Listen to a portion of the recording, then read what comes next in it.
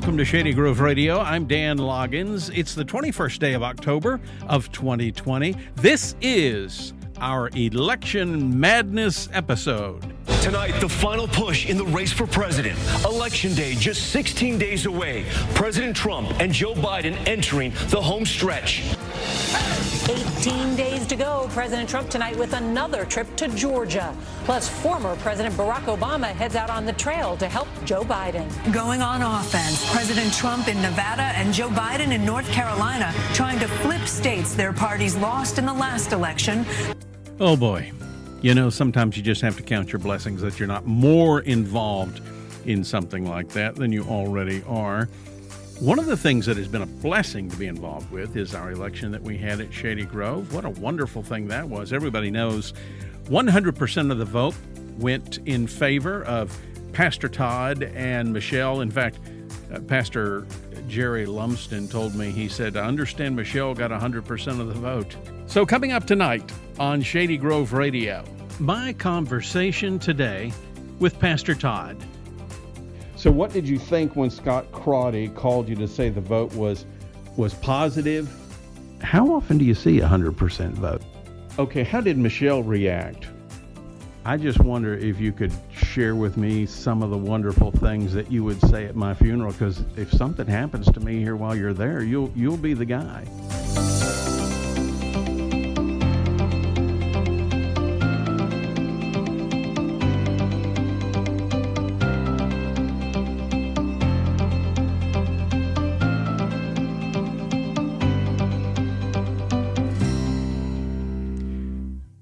As you're aware, the election was held on this past Sunday, right after our morning worship service. I don't know if we had any guests or visitors there, but it may have seemed like an odd kind of thing because the Wesleyan Church is what's called a congregational organization, where the congregation makes the decisions on the pastor, and as opposed to a bishop or the pope or some cardinal sending someone, the Wesleyan Church has an election and places a call on someone and extends that call to a pastor to come and be the pastor of the church. And that's exactly what we did under the guidance, leadership of our local board of administration. And that election was held on Sunday.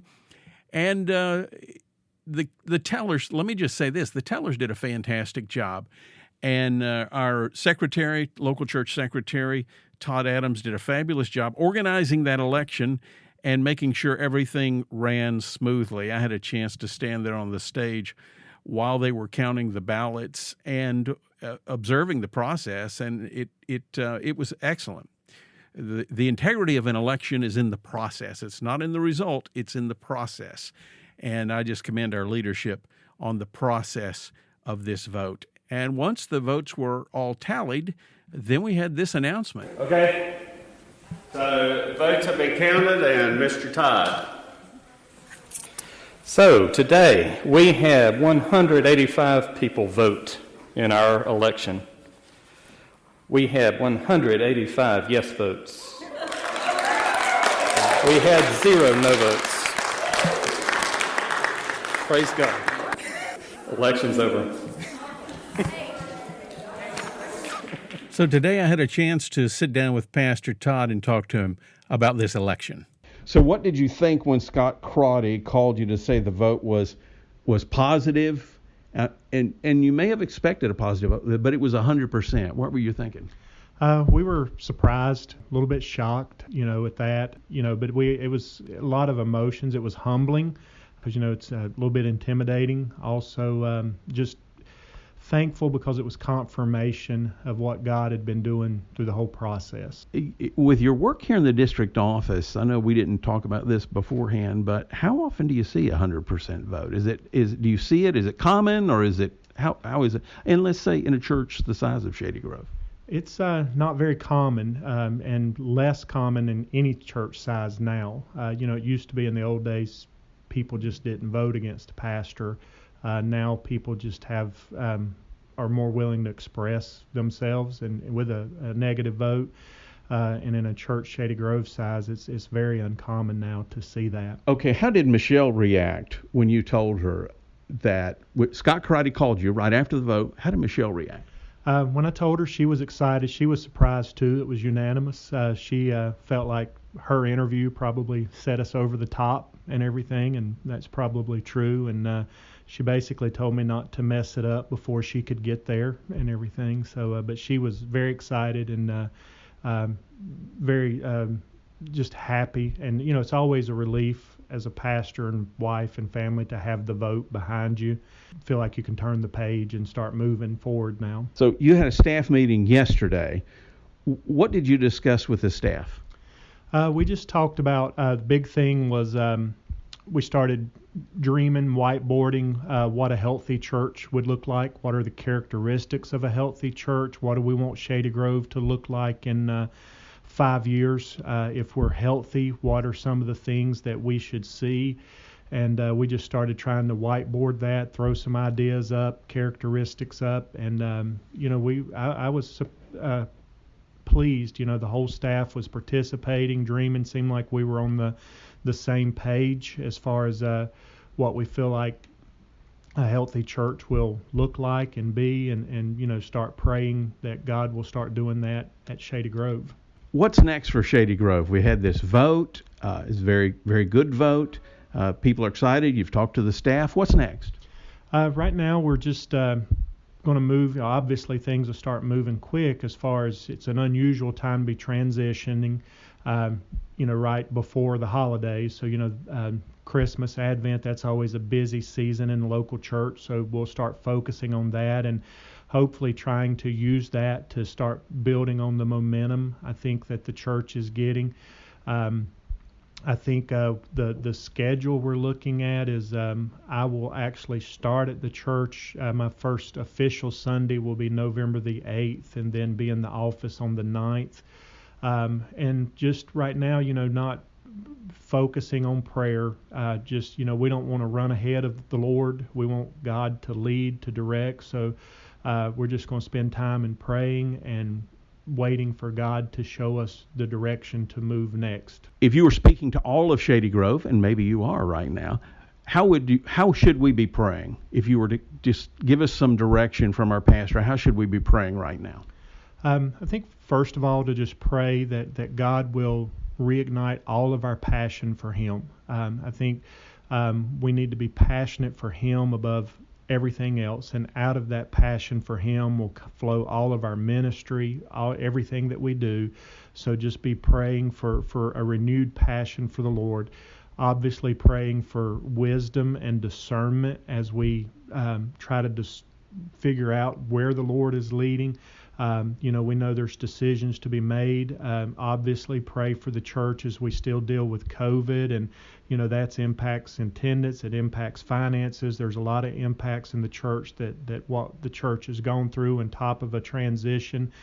So just pray that even through all of this, that the church will be faithful, and just cover. I'm a firm believer in prayer.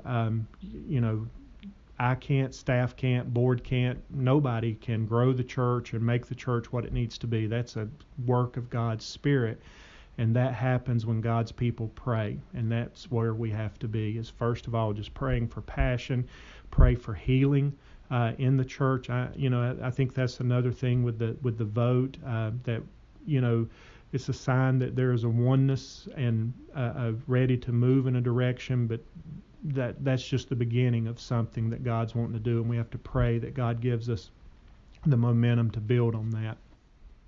And now that you're my pastor, I just wonder if you could share with me some of the wonderful things that you would say at my funeral, because if something happens to me here while you're there, you'll be the guy. Well, obviously, just the privilege it has been to work with a professional broadcaster. Absolutely. And everything. But I would tell you, Dan, you are preaching your own funeral right now. That's the problem, see? Probably a lot of what was shared, we will talk to Jill, so you want to make sure that you're good there. Oh, yeah. None of that you said was acceptable, so I'll write you some notes for my funeral if that's okay with you.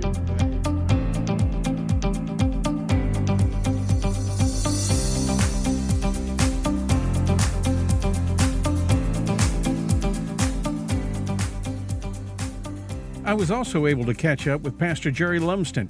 Pastor Todd's good friend and get some comments from him. Jerry Lumsden, you've been the district superintendent for a lot of years. You hired Todd to come work here, and you've worked with him for a good number of years. What are your thoughts as Todd comes to be our pastor? Well, I think we're happy for the church. Todd's going to do a great job. You're going to be glad that you have him, and he'll be hard for us to replace, but we exist to serve the church, so I'm glad he's going to be there, and we look forward to seeing what's going to happen. I guess that's really ultimate service to the church, is to prepare a pastor and then send him on his way to that place. Did you give the board a recommendation on Todd, or what did you say about him?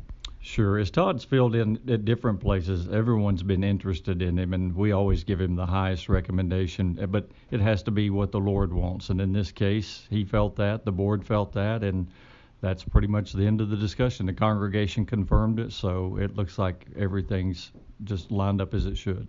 How did you feel when you heard it was 100% vote? What did you think then? Well, obviously his wife didn't vote was the first thing I thought, but is what we always tell pastors that. I think it's just a confirmation of the whole process. Seriously, I mean, the fact that the board did a good job, they worked hard, they prayed through it. It's a confirmation of everyone saying this is what the Lord wants, and it should be an encouragement to the church as well as to Todd as you move forward. Some of the first comments that were made after the vote count was announced was just thankful for the unity and praise for unity in the church. How important is that unity, or how fragile is that going forward? I mean, it doesn't seem like unity is a one and done thing. Well, unity is when everyone's working for the good of the church and for the Lord's purposes. Unity always gets destroyed when people begin to put their desires first. So the fact that this was confirmed, that's unity. That unity can continue to build.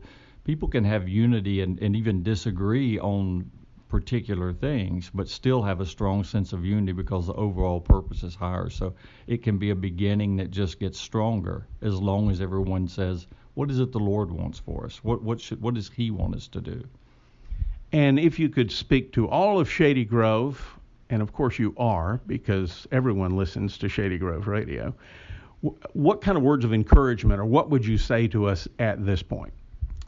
Well, I think the same thought that you had as you prayed for the vote, continue on and say, what opportunities is the Lord opening up for us? How does this help us move forward? Continue to just do everything you can to build the faith of the people inside the church and reach people outside the church. Church has never been just for the people inside or just for the people outside, and you can do both in a unified way. And I'm encouraged about where the church is going and how things will turn out. That's it for Shady Grove Radio on Wednesday, the 21st of October. Have a great evening and join us next week.